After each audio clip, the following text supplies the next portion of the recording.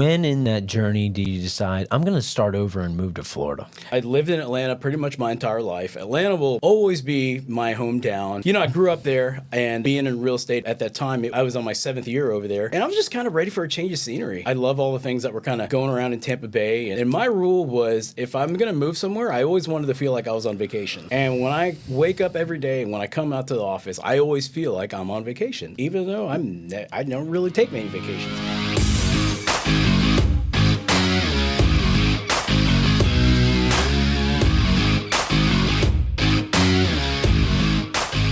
Welcome to Tampa Bay Unlocked, the podcast where we dive into the dynamic world of real estate and business in the vibrant Tampa Bay.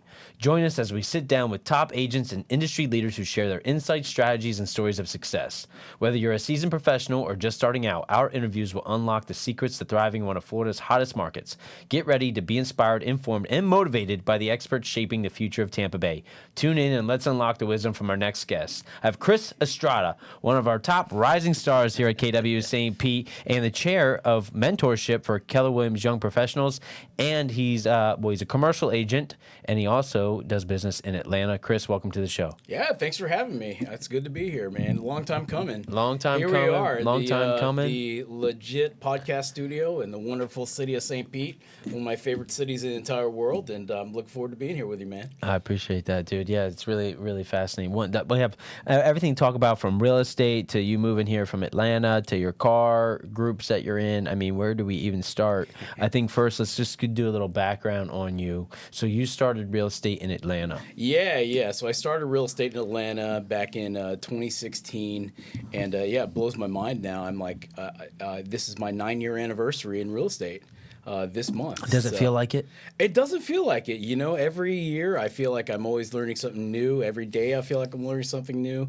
I feel like I've definitely gotten smarter. The deals have gotten more complex, but it just comes with the territory. It's a lot of fun. I've really, really enjoyed it, and I keep myself busy with with a bunch of different arenas, and I play in a lot of different markets. But yeah, I started out in Atlanta. It was I like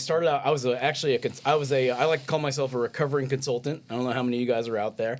I started out doing co-working consultant with a client. I was helping the people that kind of wanted to open up like the co-working spaces, like that wanted to be like the WeWorks and whatever else. And the more I got into consulting, the more I learned that the way to make more money is to build more hours, and I wasn't about that life. And then I helped a client pick a space in Atlanta. I said, hey, this is where you need to go. This is going to be a good spot. Let's go. And I saw how much I was making on the consulting side, and then I saw how much the broker was making on the leasing side. I said, I'm on the wrong side of this table. So I pivoted into real estate. So right into commercial. Yeah, I jumped right into commercial. My background's in web design. I've always been in B2B sales, so I've always been working with other types of businesses. So yeah. It was a natural transition for me. It was a lot of fun, but building the network and everything else. I mean, it took a little bit of time, but it's something I feel like I do naturally and I really enjoy. Yeah. So we haven't had too many commercial conversations on here. So those listening that are like, oh, I've always kind of thought about commercial, but it takes longer. It's a little bit longer of a ramp up. You have to have these connections. What was that experience like for you coming out of the consulting world and now going into the commercial land where some deals can take 12 to 24 months to put together? If ever. Right. If ever. If ever. What I would tell somebody that's wanting to get into the commercial space, I would take a hard look at themselves and say, what is it about the commercial industry that they really, really like? And say, all right, because you have a lot of different focuses. You have industrial, office, retail, and depending on what type of deal you do, they can have different nuances and different levels of complexity. I've done a lot of multifamily. I've done a lot of industrial. I've done a lot of office. Retail can take forever. It's a lot of fun. Most of your first clients will probably be office or retail, but you learn a lot from them, and they can just take a lot longer to do. Why is that? It's because you have a lot of decision makers in the process, and I like to equate it to you have these big hedge funds that own these different properties, and I like to think that you have a bunch of these different these owners. So at any given time, you take the LOI, stands for letter of intent. You submit your LOI to the leasing agent, and then they say, all right, they submit them all to the landlords. And the landlords will eventually bring their yachts onto one random place at any given time, at one particular time, and they'll put everything up, all the LOIs up on a dartboard, and they'll throw a dart, and whichever one they hit, that's the one that they're going to get back to and respond to. So, with that said, it can be an arduous, longer process, but you got to have a lot of patience being in commercial, and you gotta really know how to work the deals and just kind of understand what you're getting into, because everything from zoning to business permits, whatever else, like you can get in a lot. You really need to know what you're doing and to better protect your client with what they're wanting to do. So who helped you? You know, I had some really good mentors that helped me out over the years. KW Commercial has been great. You know, we are a really, really great organization, and what I love about KW Commercial is, just like the residential side, on the commercial side, I mean, we have so many referral partners from all over the country. And anytime I have questions about different things, I mean, KW Commercial is really great to kind of be a resource for us and for myself. And there are different people in the office that help me out throughout the time. But for the most part, you know, you just get down and dirty, you get in it, and you learn along the way, and that's the most fun way to do it. Yeah. So tell me about that. Like, first, how long did it take you before you closed your first deal? Oh man. So my first deal was, I want to say it took me about 8 months. I mean, I did a little bit of residential stuff here and there. I was working with my sister and my brother-in-law. And for those that are listening, if you've ever worked with your family, you know, there's a reason why you kind of want to somewhat separate that. But it can be a fun experience. But I got that one done. But my first commercial deal was, you know, I had a couple retail deals, and I can tell you about, you know, how to qualify people, whatever else. But I had these people that came along. They needed some office space. They kind of came out of the blue. And the thing about commercial, it can either happen really quickly, or it can take forever. Never. These people kind of, with their referral from another agent at my office in Buckhead, and she says, "Hey, I got these guys. They need an office." And at first, I thought they only needed like a small little office, whatever else. Turns out they needed 10 offices at Regis. Oh. So we got it all knocked out. They showed up. I toured them around, and I remember, like, this was my earlier days. So, like, I was a little broke. I was a little lean in my earlier days. So, like, we had to walk to the Regis office space, and then they're like, "Hey, so can we get an Uber back?" I was like, "Nah, man, we can walk. We good." But yeah. So thankfully, somebody else got the Uber. We went back to the office, but it was all good. But yeah, I mean, that thing, they needed 10 offices. We got it all wrapped up, and I mean, that was almost a $20,000 commission, and we got it wrapped up in 20 days. Wow. So sometimes they can happen like that, and sometimes they just can't. So, you know, I always tell people, like, you gotta be really comfortable being uncomfortable. And I've been uncomfortable so long, I don't even know what comfortable feels like. I get that, man. I definitely get that. Okay, so you get through your time there. You're in Atlanta. You catch some speed. You build a nice business. When in that journey do you decide, I'm going to start over and move to Florida? You know, it was I lived in Atlanta pretty much my entire life. Atlanta will always be my hometown. It was a great, you know, I'm a Braves fan, and as much as I hate to say it, I'm still a Falcons fan. They kind of break the heart sometimes, but, you know, it's all good. But, like, you know, I grew up there, and being in real estate at that time, I was on my 7th year over there, and I was just kind of ready for a change of scenery. I love all the things that were kind of going around in Tampa Bay, and my rule was, if I'm going to move somewhere, I always wanted to feel like I was on vacation. And when I wake up every day and when I come out to the office, I always feel like I'm on vacation, even though I don't really take many vacations. And people always ask me all the time, they're like, "Oh yeah, when are you taking vacation?" I'm like, "I don't really take vacations. Every day is kind of like a vacation." So how did you know about Tampa Bay? Were you coming down here earlier in life? You visited before? You vacationed here? So it's funny. The way I found out about Tampa Bay was I went to family reunion in Orlando, and at that time I was telling everybody, "Hey guys, I'm moving to Miami," because, you know, I went to Miami and I was like, "All right, let's go. Miami's the happening spot." And then a good friend of mine moved over here from Atlanta, and he says, "Hey, you should come check out St. Pete." And I look at him, I go, "Isn't St. Pete full of old people?" And then he goes, "No, man, you should come check it out." So I drove down here from Orlando after family reunion, went to the Floridian. He gave me the full Tampa tour, did the pier, did armature works and all that, and I said, "Oh man, I think this is the spot." Yeah. And I love the weather here. I love the people. I love the car community, which we can go into that later. I mean, yeah, it's a lot of fun. So I like that. There's a lot of room to grow here. If you compare it to Atlanta, I would say Tampa Bay is probably about 5 to 7 years behind Atlanta in the growth and development curve. Okay. So that was a big part of what really drew me here. And it's a 1-hour flight back to Atlanta. It's a 7-hour drive if you need to. My parents can come down like anytime. It's so easy. So that's what really drew me here. And I wanted to be by the beach. Like if I was going to move if the choice was to move to Orlando or move to or stay in Atlanta, I would have stayed in Atlanta because I mean I want to be by the water. Absolutely. I think I don't know how you can be in Florida and not near the water. Yeah, I don't understand that. You got these locals that say, "Oh, I only go to the beach maybe 2-3 times a year." I mean, I don't know about that. That's not me. I get that, but just being near it, like, and we're surrounded by the bay and the Gulf.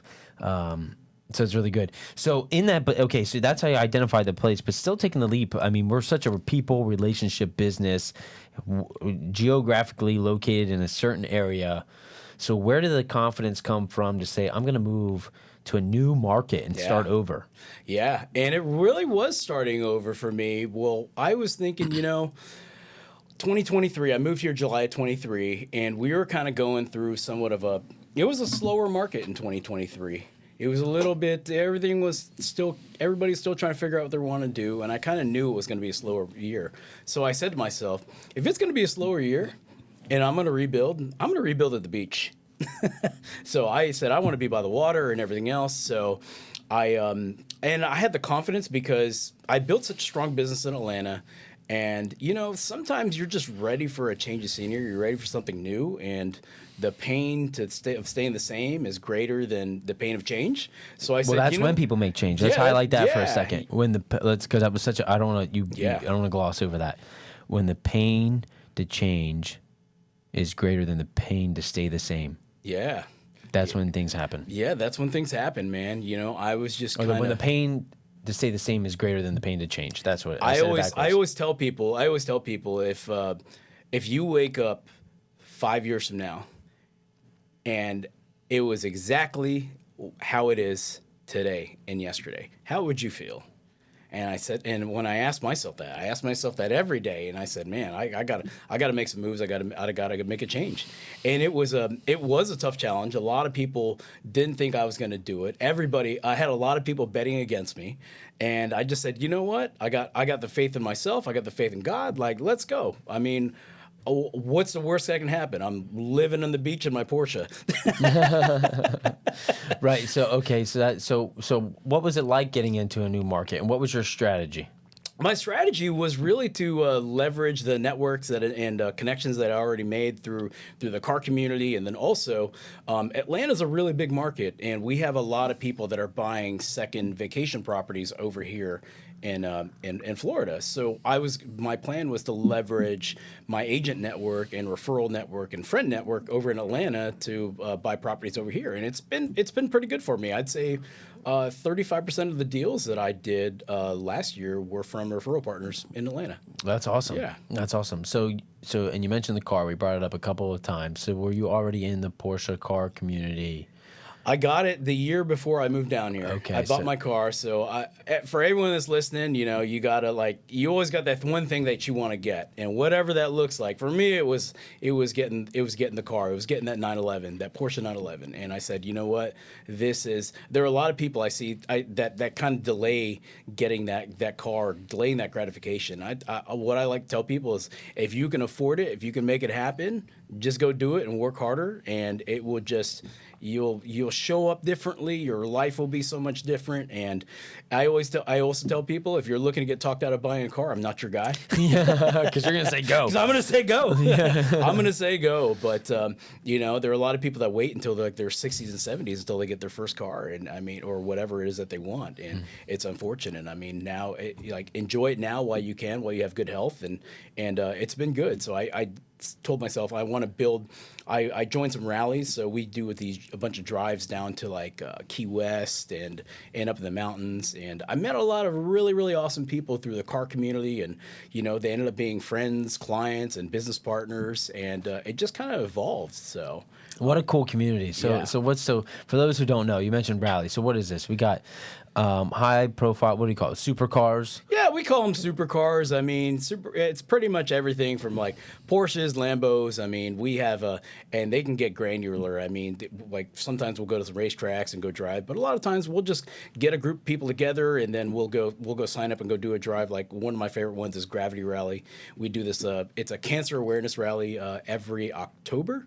We do a drive up in the Smoky Mountains and cool. And raise money for cancer awareness, and it's a lot of fun. I mean, we have like 60 cars, and we go. It's like 4 days, and we have a wonderful time with some awesome people. And it's we actually drive our cars. I'm not one of those guys that has a car and sits in the garage, and I say, oh man, look at this thing, it only has 5,000 miles. I mean, I have 41,000 miles on my car, and I got it in 22. Right. So you've been driving. I drive. It's a lot of fun.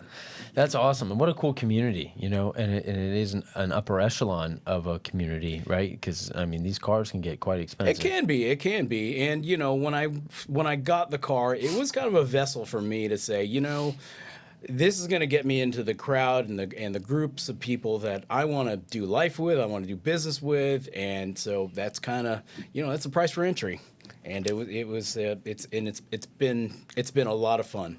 Yeah, I love that. Well, and that's part of strategy. Like, community is everything, right? And when people like you're really showing up as the poster child to do what you love, and the people will come. Oh yeah, right. Like you're like, okay, I like cars. I'm gonna go hang out with the car people, and those become your people that you end up doing business, life, and become clients. So I think that's a really cool example, and that could be anything, right? It could be if you're a yogi, it could be you're into volleyball, you're a wine connoisseur, whatever that community is. Yeah, people always ask me, they're like, how do you tap into these markets? How do you become luxury? You become it. You become it. Yeah, you become it. You become luxury. Like, even before I got the car, I got this pullover. It says Porsche 911, and every time I wore that thing, I felt like I already got the car. And I wore that before I even ordered it. I wore it because I said to myself, I'm going to order this car at the end of the year, and sure enough, I did. I ordered it. That was your reminder. And when you wear it, I always felt like, man, I already got the car. And people would have different conversations with you. So if you think about how you are and which networks you want to show up in, you gotta live the environment and be who that is. If you wanna be in the luxury market, or if you want to be a top commercial agent, you gotta present yourself like a top commercial agent and how they show up. Not all of them show up in bright blue sunglasses like me, but that's all right. No, it's it. Well, and know that you have a graphic designer, you have a little more artist. Yeah, right. Yeah, there's a little more of an art to your background, which is awesome, right? Gives you a lot of personality, which people are drawn to, because you stick out in the sea of sameness. Put it that Chris. Yeah, you do. I'm always the one that's relatively got bright sunglasses or a bright jacket or bright shoes or something like that, and you just have to ask yourself, like, with all your with your group, like, how are you sticking out with your people, and how are you being memorable? Like, when I used to give speeches, I used to give keynote talks at different events, and I would always have somebody come up to me at some other different event, and they'd always say, hey, I don't remember your name, but I remember you from your sunglasses, and I remember you were up there giving a great talk. I'd love to meet up with you and talk about. So the sunglasses have been a thing for a bit. Yeah, the sunglasses have been for those that are just listening. Chris is wearing bright blue sunglasses on his head. And what I love about these sunglasses, the whole story about them is, back in the day, I used to work at this business club called the Buckhead Club. It was kind of like a fancy business club. It was kind of like a clubhouse in the middle of a city. And I didn't have an office at the time. I was commuting from my parents' house because I sold my house, went all in. I was like, all right, let's go. So I was driving an hour, and I would get there. I would be at the office all day. I'd be there from 7 a.m. I'd be at that club. I'd be there from 7 a.m. up until 6 o'clock. So when I drove there, it was still bright out. So I'd have my sunglasses on my head all day. And I didn't even realize that they were on my head because I was there in meetings and just doing work all day. And then it just kind of stuck. Just became your thing. It just kind of became my thing, yeah. So like I always like to say, it's always brightened my world. It's good, man. It's good. You got branding in a couple ways, and that's something that I think agents, it's really important to know. Like, what's your brand? Yeah. You know, who are you? And you show up as your authentic self. Oh, thank you. Yeah. No, you really do, and that's important. You know, because I don't think it's you putting on any front. You're just like, here I am. Yeah, here I am. I'm here. So you're also involved in some other businesses around town. How'd you get involved in that? Oh man, I'm giving you an opportunity to give a plug. Oh yeah, the plug. Yeah, so me and some guys, we got a Mexican restaurant recently. We acquired in July of last year. It's called Nueva Cantina. It's a Mexican restaurant. One of my good friends and business partners. He's a restaurant connoisseur. He's been in the game for 25 years. He's super sharp. Got a background with Wendy's, and he's always been in restaurants. And I want to say New Year's about this time last year, we were meeting up, and he says, I think I want to buy a Mexican restaurant.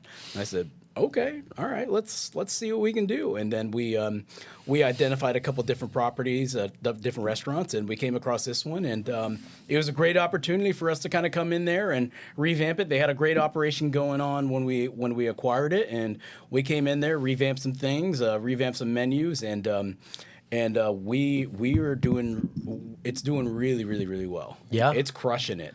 I mean, this thing. So did you have a grand opening?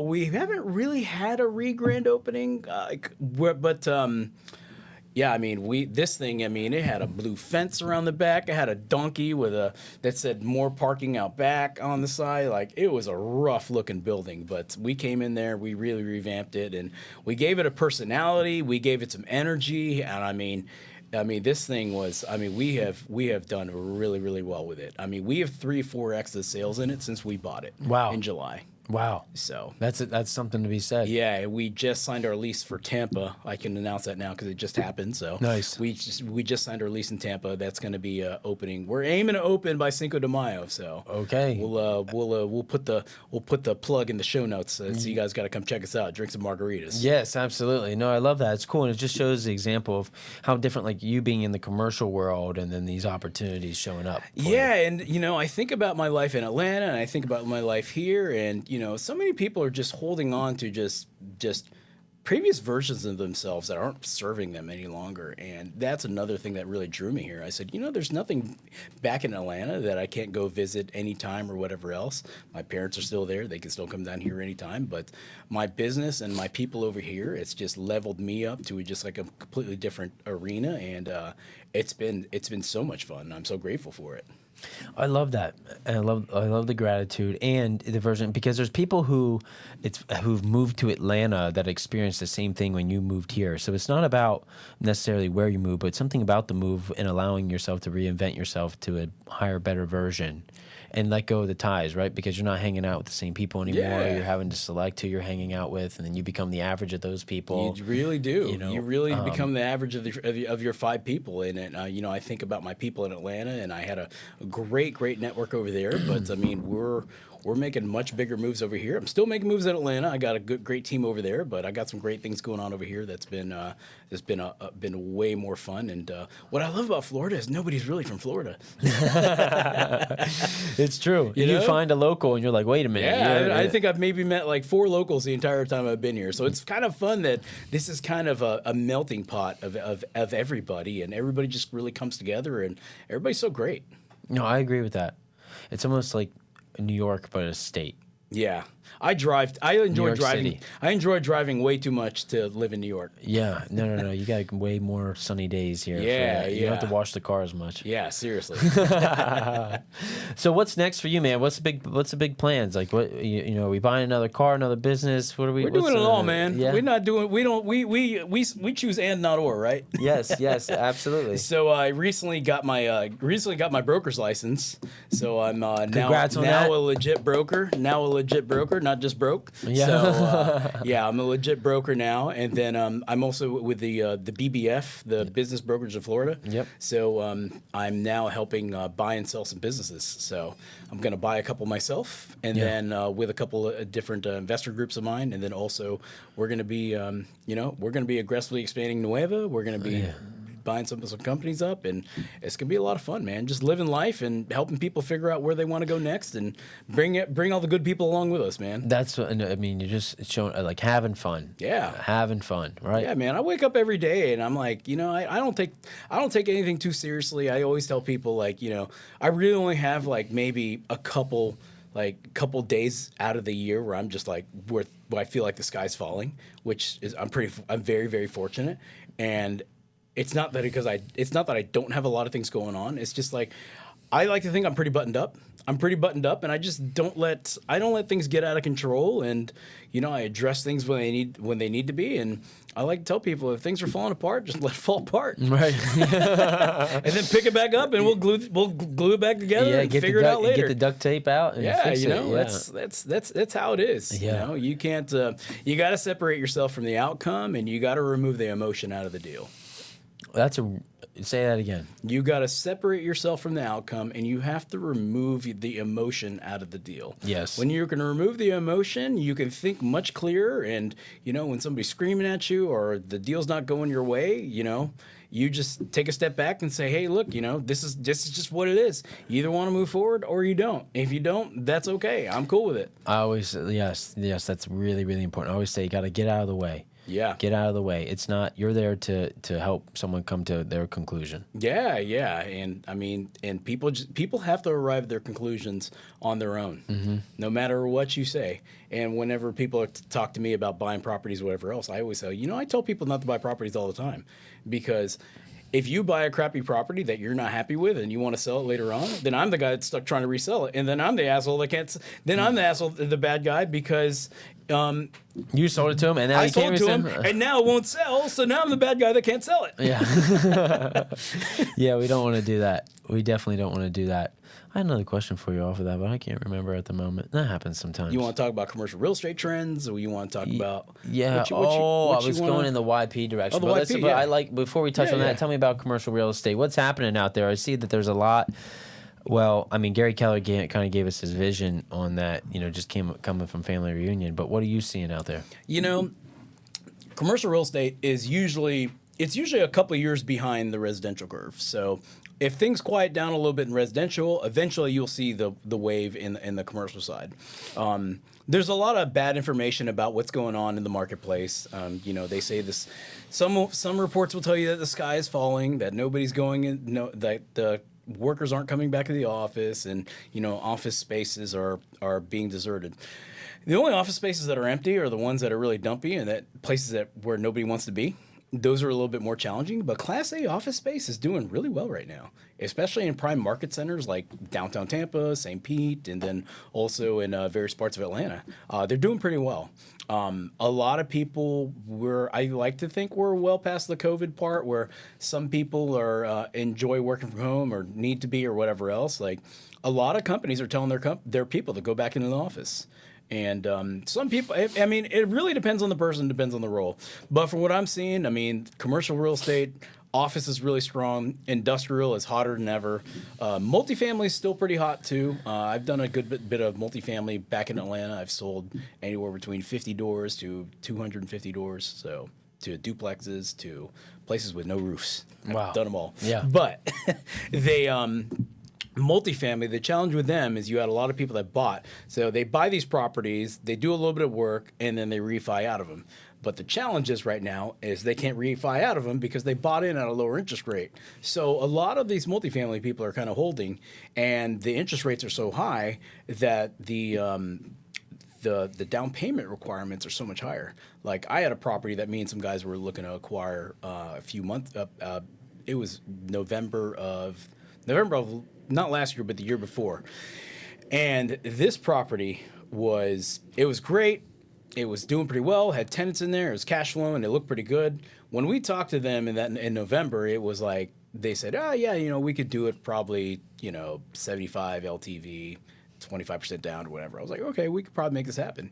And then when we talked to them in February, they're like, yeah, we're a little closer to 60% LTV, so you got to bring about 40% down. And I said, I don't think it completely throws the numbers off. Yeah. And we were hearing deals of these apartment guys having to do 80% down on some of these deals. So when you're having to bring 80% down, I mean, it really changes the dynamics of the project. So there's people that are still out there buying because these funds still have capital that they need to deploy, but it's the Wild West, and there's still deals to be out there. So what I can tell you is if you're an investor that's wanting to get in the game, there's a lot of uncertainty and fear. That's the best time to buy. There's a lot of good opportunities out there.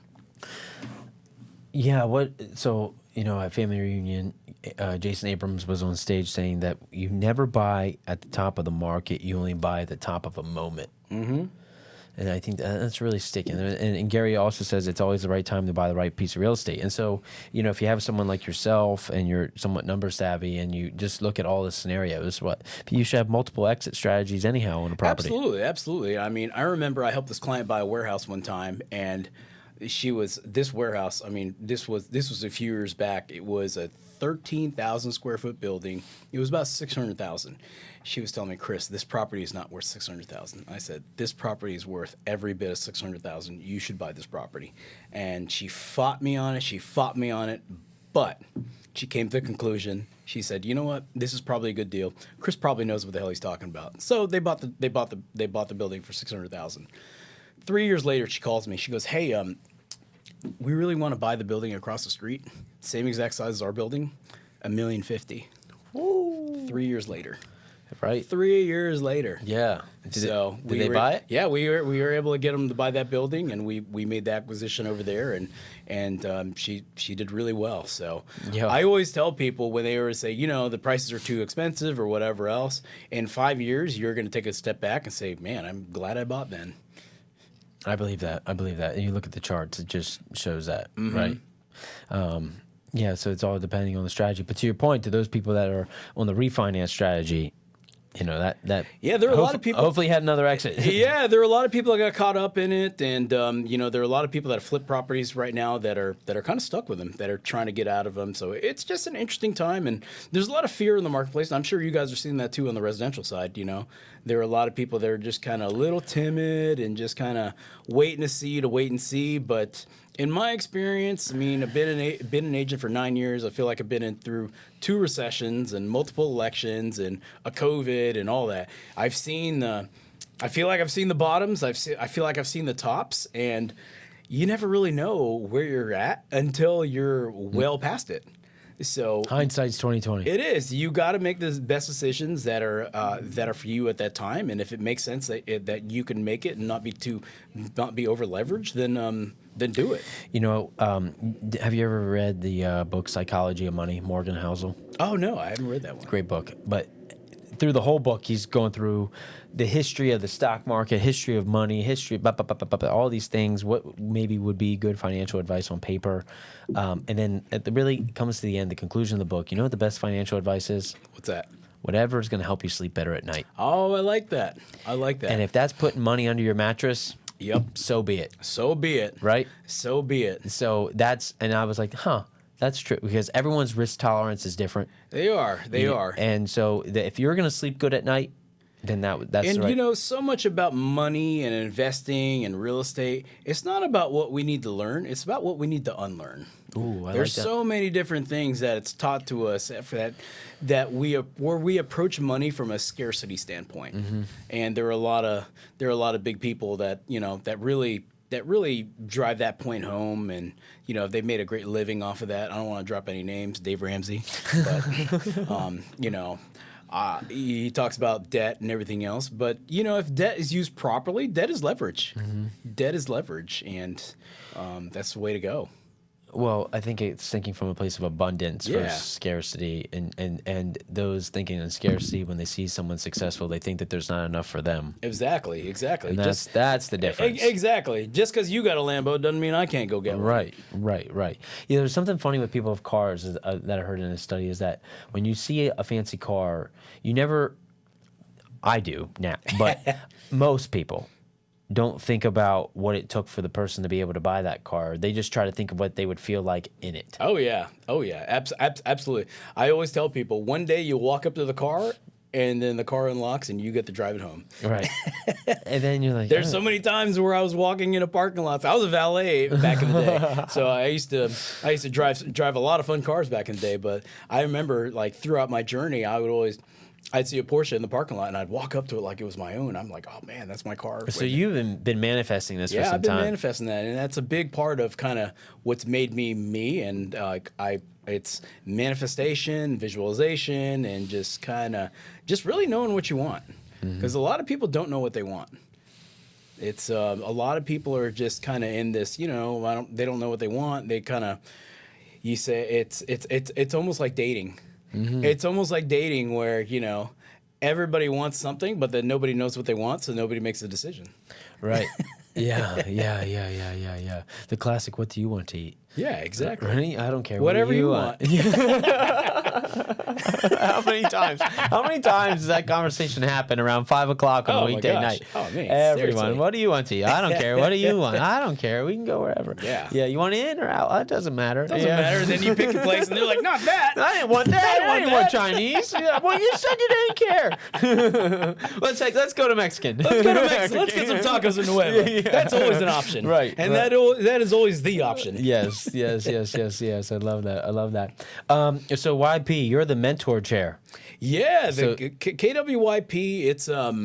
It's a really, really cool organization. So I've been involved with KW a good number of years, and what's cool about KW is we have all these different communities. There's a luxury committee, there's sports and entertainment, there's commercial, and what's cool about KWYP is it's another community within the community, and it's a real opportunity to really get in with some good people and build your tribe, find your community, because KW is so big. You were there for family reunion.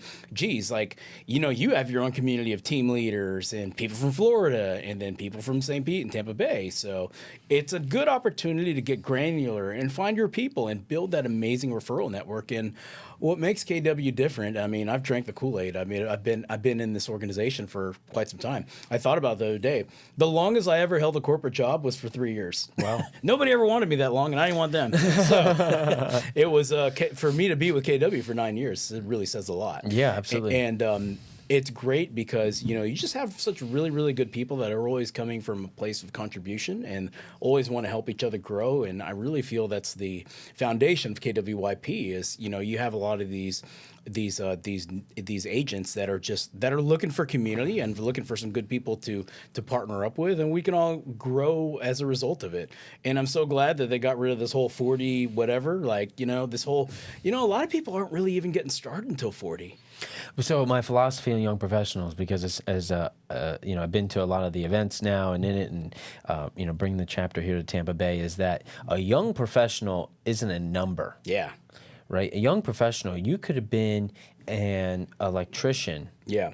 And not to say you're not a professional as an electrician, but a professional in a different environment. Mm-hmm. You're young. Yeah. Right? You're a young professional in real estate. You could be 60 years old and a young professional. Yep, you're right. And so I think it's a young mindset just in that world of early days in your business. I like that. I like to think young at heart and young at heart and ready to learn. And that's really how you show up, right? Yeah. And to your point of the community and the people, it's been real estate as being a business owner in general, but especially is lonely. It can be, yeah. Right? It can be, even though you're with people all day, you have to be on. You do. Can you show up? Yes, you're all your authentic self, but it's not, you're not letting your hair down. Yeah. Right? And now to be around a group of people where you're like, let's just talk about the woes of our industry together. Mm-hmm. Let's figure out how to move past them, grow together. What's the next thing? It's not, I say, you're in the right group when you can walk up to people and talk about what it's like to work to make $1 million a year. Yeah, absolutely. And people support that and know the vision and let's figure that out together. Yeah. And that's what YP is all about. Yeah, and it's not about who's better than each other. It's not an ego thing. It's not if anybody in this office ever came up to me and said, "Hey, man, I just landed a client. They want to buy a $10 million building. what do I do? I said, all right, let's go. Let's talk about it. How can we make this happen for you? Like, let's go. Yeah. I'm so glad that you have that network and you have the people that are ready to go. Ask for proof of funds, and then let's go. Right. Yeah.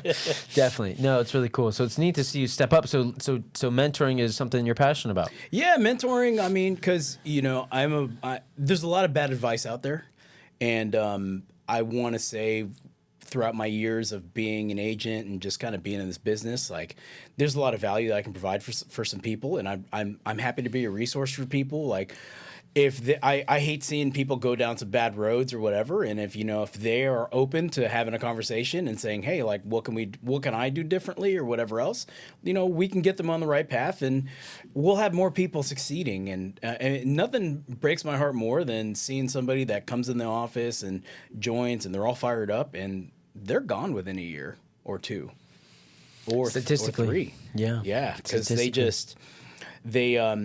didn't make it because they didn't do the work. They didn't become the person they needed to be. They didn't fire their old bullshit self or their own bullshit habits, and they just sat on the couch and they're like, man, why is this real estate thing so hard? They don't do the work. Yeah. No, it's true. It's true. And the 80-20 principle is... Yeah, absolutely. And, Lindsay has been awesome about really spearheading the YP organization, the events, and then you and Michelle and everybody. I mean, you guys have such a strong core group going, and I'm not the kind of guy that can sit on the sidelines and be like, oh, man, those guys are doing pretty good. Like, if you guys have momentum and everybody's fired up and doing their part, like, I want to be there and help. I want to contribute. I want to be a part of it and help grow it. I appreciate that, man. We're really excited to see what we do with this in the next year. With our goal, we want to become chapter of the year. Yeah, that'd be amazing. They'll announce that family reunion next year in Atlanta. So it's gonna be in Atlanta? What? Family reunion is in Atlanta next year. Oh man, all so right. It'll be real big turnout. And YP will really show up because there's a lot of people from Atlanta. How cool. Yes. All right. Yeah. Well, if you want some Atlanta recommendations, I got you. Yeah, no, it's gonna be off the chain next year for sure. How fun. Well, Chris, this has been a lot of fun, man. If people are still with us watching, which they are, what's the one word they should comment below? One word. I would say taco. Taco. That's the only thing that comes to my mind. That's the first thing. That's what I want. And Ryan, I wanted to give you a gratitude and say, thank you for everything that you do, man. The way that you show up for our office, you show up for yourself, you show up for all of us, and this podcast is a lot. It's about bringing good people out, and just you really invest in a lot of people. You show up, and we really appreciate you, man. Appreciate that. Thank you, man. We're here for it. So don't forget to comment taco, because I know you're still here. All Chris's information will be in the description below. Chris, appreciate everything you're doing, man. Excited to continue to watch your growth. I'm so glad you moved here. Absolutely. From Atlanta. Florida welcomes you. Yeah, thank you, man. I appreciate it. Let's go golfing. Let's go hit the beach. Like, I'm for it. Let's do it. All right, everyone. We'll see you in the next one. Cool. Dude, that was good.